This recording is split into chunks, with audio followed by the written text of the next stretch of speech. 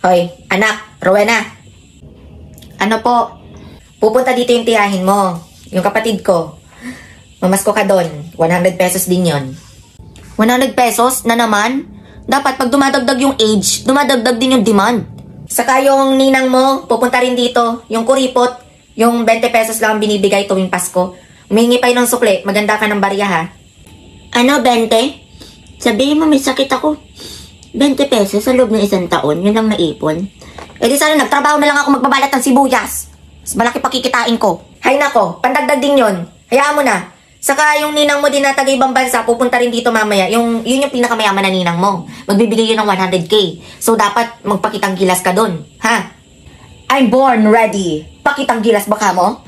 Lahat ng kanta ng BTS at saka sayaw ng Blackpink, kabisado ko. Anong oras daw siya darating? Saka pala, nagpaalam sa akin si Lando, tumawag sa akin kanina. Pupunta daw dito. May usapan daw kayo.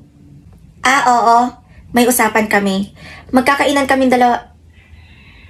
Ay, kakain siya dito. Marami tayong handa, di ba?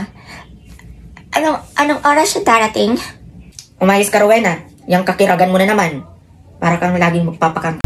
Ano ba yan, Kate? At saka Chloe, bukas ng pasukan natin, hindi man lang tayo gumanda ng bakasyon? Ano pa? Ang dami-dami ko pa naman nilagay sa mukha ko. Wala lang naman nangyari. Nasayang lang yung pera ko.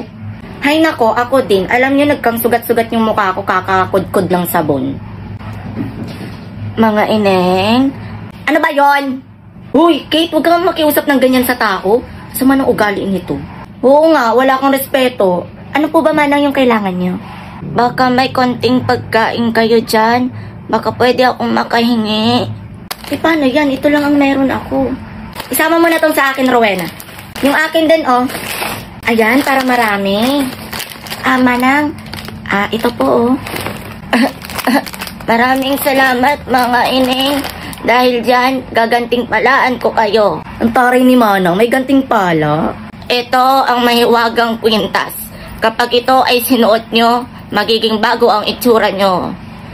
Totoo po ba? Eh, sa mga movie ko lang naririnig yun, Kate and Chloe. Pero asa si Manang? Bigla na lang nawala, nakakuha na ng pagkain. Hindi kaya mumu si Manang? Hay nako, suotin na lang natin to. Ito sa'yo, ito sa'yo.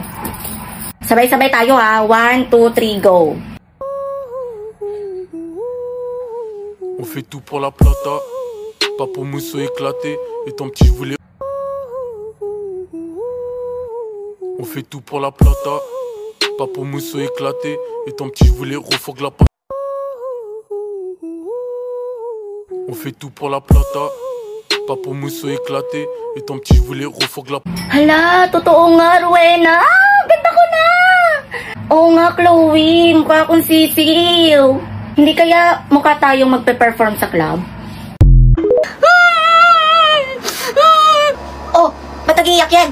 Eh kasi inay pinakalaman yung cellphone ko tapos nabura lahat ng mga assignment at saka project ko. Tuloy nasapok ko. Kahit na, dapat hindi mo pa rin sinapok. Eh kung kaya ikaw sapukin ko. Tayo kasi, ako na nga na yung naano dyan. Mama! Mama! Tigil na baby ko, huwag ka nang umiyak ha. Smile na, smile na. Nay, ang hina naman na ng iyak niyan kanina. Porkit andyan si inay, nag-inarte na, lumakas. Smile na, ito naman. Oh, bakit nag-iyak yan si Stephanie? Eh, itong panganay mo, sinapok. Ay nako, ang kumamba kasi dyan. Nabura daw kasi yung mga assignment at saka mga projects niya. Hayaan mo na. Baba! Ay, ang baby ko. Sino nag-ano dyan? Hayaan mo na yan, baby ko. Papasalubungan na lang kita mamaya, ha?